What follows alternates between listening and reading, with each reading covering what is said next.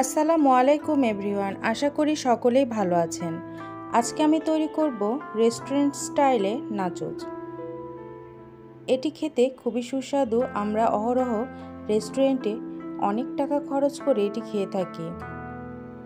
তো চলুন দেখে নিন কিভাবে এই নাচোস তৈরি করছি।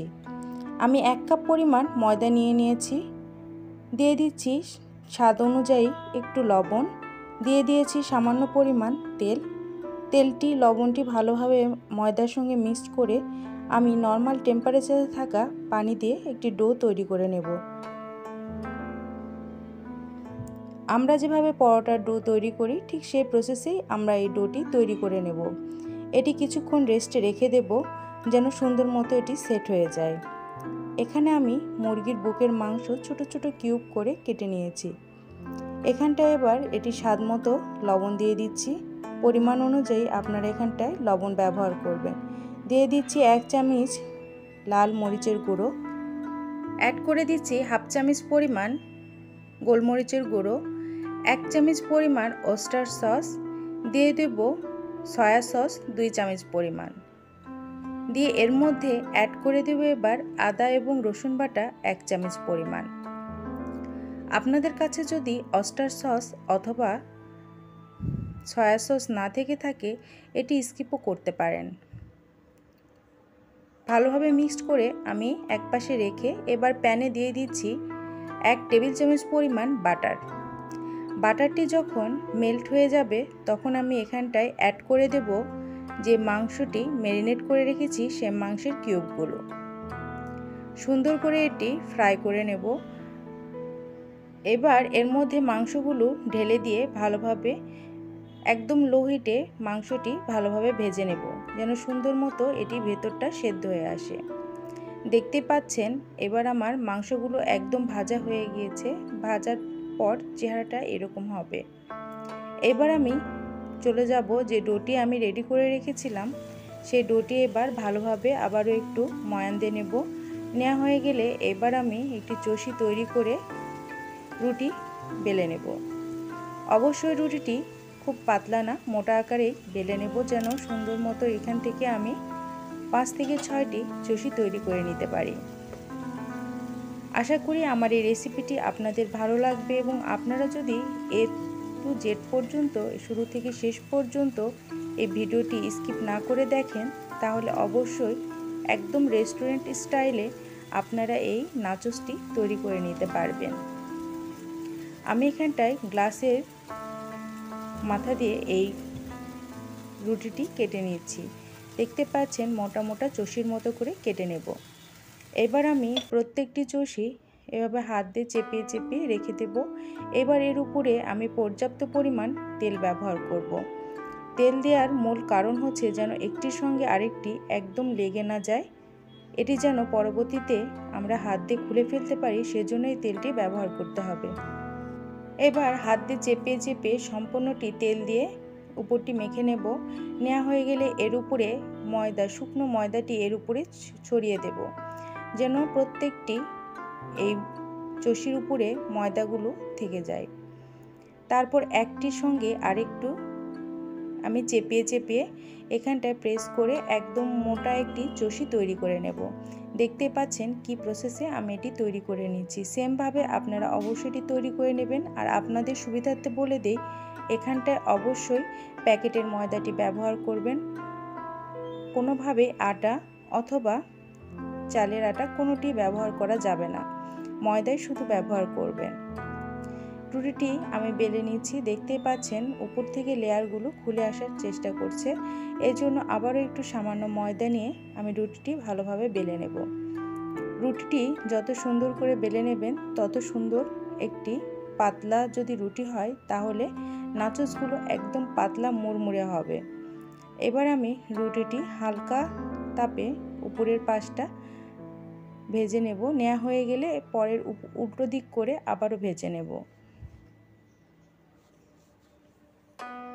দেখতেই পাচ্ছেন উপর দিকে অনেকটা আমি উল্টে নিয়েছি। নেওয়ার পর দেখতে পাচ্ছেন উপর পাটটা হয়ে গিয়েছে। ঠিক এইভাবেই আমি হাত দিয়ে ছাড়িয়ে নেব সুন্দর করে যেন উপরের পাটটি উঠে আসে। তারপর এভাবেই 5টি লেয়ারই আমি খুলে নেব। দেখতে পাচ্ছেন এটি কতটা পাতলা তৈরি হয়ে গিয়েছে।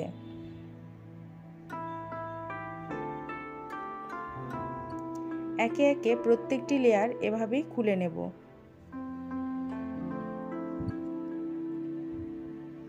এতটা পাতলা হবে যেন এপার থেকে আপনার হাতের আঙ্গুলগুলো দেখা যায়। সুন্দর মতো এভাবে খুলে নেওয়া হয়ে গেলে এবার প্রত্যেকটি রুটি একসঙ্গে করে নেব। নেওয়া হয়ে গেলে এবার একটি চাকুর সাহায্যে এটি সাইজ অনুযায়ী কেটে নেব। প্রথমে 4 ভাগ করে তারপর আপনারা আপনাদের পছন্দ অনুযায়ী যে কয় ভাগ করতে চান সেটি করতে পারেন। এটি আকার অনেকটা নিমকির মতো হবে, এজন্য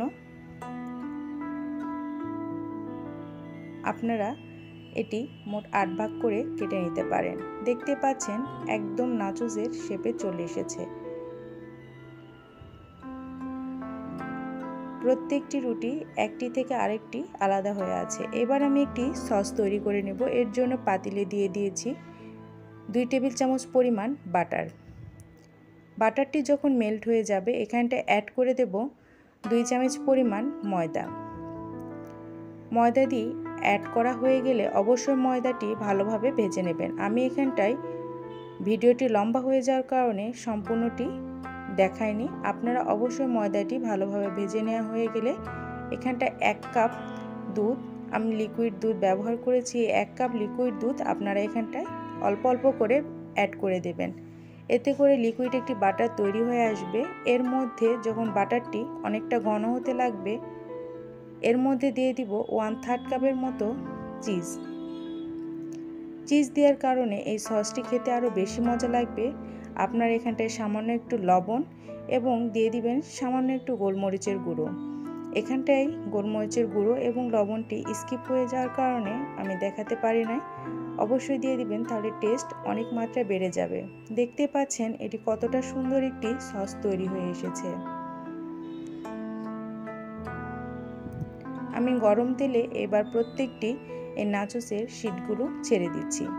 দেখতে পাচ্ছেন এটি কতটা সুন্দরভাবে ফুলে উঠছে এবং দেখতে কতটা সুন্দর লাগছে। আমার এই ভিডিওটি যদি আপনাদের ভালো লেগে থাকে তাহলে অবশ্যই আমার চ্যানেলটিকে সাবস্ক্রাইব করতে ভুলবেন না। আর আমার চ্যানেলটি যদি দেখে থাকেন তাহলে অবশ্যই আমার চ্যানেলটিকে ফলো দিতে ভুলবেন না। চ্যানেলটিকে ফলো দিয়ে অবশ্যই আমার রেসিপি দেখার জন্য আমার পাশে থাকবেন। আশা করি আমার রেসিপিটি আপনাদের সকলের ভালো লাগবে। যদি ভালো লেগে থাকে তাহলে অবশ্যই কমেন্ট সেকশানে জানাবেন আপনাদের তৈরি করার পর কতটা ভালো হয়েছে। একটি বলে আমি নিয়ে নিয়েছি সামান্য পরিমাণ পেঁয়াজ কুচি, দিয়ে দিচ্ছি একটি কাঁচা মরিচ কুচি। এবার অ্যাড করে দিব যে মুরগির মাংসটি ভেজে রেখেছি সেই মুরগির মাংসটি, আর যে সসটি তৈরি করে রেখেছিলাম সেই 1 টেবিল চামচ পরিমাণ এই সসটি দিয়ে এটি মিক্সড করে নেব। এতে করে এই মুরগির মাংসের যে একটি টেস্ট সেটি আরও গুণে বেড়ে যাবে। দেখতে পাচ্ছেন একটি সালাদের মতো একটি লুক দিচ্ছে। এবার আমি একে একে প্রত্যেকটি নাচোস এভাবে সাজিয়ে উপরে মাংসর যে সালাদের মতো আমি তৈরি করে রেখেছিলাম সেই মাংসটি দিয়ে এখানে টমেটো সস এবং যে হোয়াইট সসটি আমি তৈরি করেছি সেই হোয়াইট সস দেওয়া হয়ে গেলে এখানটায় আমি চিজ দিয়ে দেব গ্রেট করে। তারপর আবারও এর উপরে কিছু নাচোস আমি সুন্দর করে সাজিয়ে নেব। সুন্দর করে সাজিয়ে নেওয়া হয়ে গেলে আপনারা এটি উল্টো দিক করেও সাজাতে পারেন। আমার কাছে এভাবে সাজাতে ভালো লেগেছে জন্য আমি এভাবে পরিবেশন করছি। আপনাদের যদি মনে হয় যে একটু আলাদাভাবে কিংবা ব্যতিক্রমভাবে এটি ডেকোরেশন করতে চান সেটি করতে পারেন। আবারও সেমভাবে আমি এর উপরে মাংসর পিসগুলো দেওয়া হয়ে গেলে হোয়াইট সস এবং টমেটো সস দিয়ে এখানটায় চিজ গ্রেট করে দিয়ে দেব। দেখতে পাচ্ছেন এটি কতটা সুন্দর হয়েছে এবং খেতেও বেশ মজার। একদম রেস্টুরেন্টের মতো আপনারা ঘরে তৈরি করে ফেলতে পারবেন এমন মজাদার সুস্বাদু নাচোস। বেশি টাকা খরচ করে আর কেনার প্রয়োজন হবে না। আশা করি আমার এই রেসিপিটি আপনাদের অনেক কাজে দেবে এবং আপনারা ঘরে হেলদিভাবে নাচোস তৈরি করে বাচ্চাদের পরিবেশন করতে পারবেন। ভালো থাকবেন, সুস্থ থাকবেন। আল্লাহ হাফেজ।